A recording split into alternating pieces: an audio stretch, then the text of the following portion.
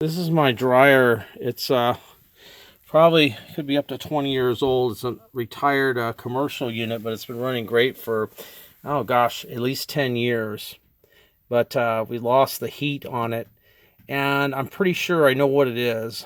This is gas powered for the heat and electric for everything else. So down below the front panel here, I'll show you the internals. So this is the igniter from out of my dryer, and you can see it's got a ceramic base for the high temperature that the element here, which is metal, generates. And if you look closely toward the middle of the screen, there's a tiny little crack in the heating element, and this is what failed.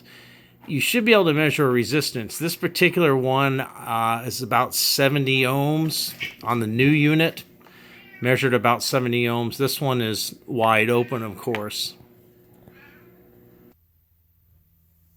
Okay, so looking under the dryer here, you can see the heater, the flame normally is inside this metal tube, and this is the unit that I suspected was bad. Now this is actually the replacement. I've already put it in because we had to get some laundry done here quickly. You know how it is when you need the dryer, it goes when you need it the most.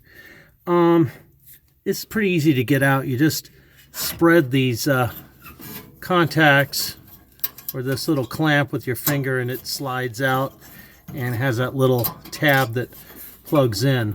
So I'm going to show what it's supposed to do when it's working. That element will heat up red hot, and the heat will open a valve that's there in front of it, and it will let the gas out. And as the title says, it will ignite the gas and cause the dryer to heat up.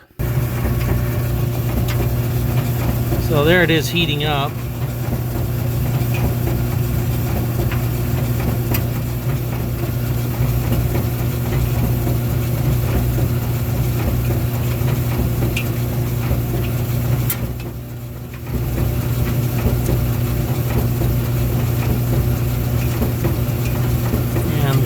Back in business here.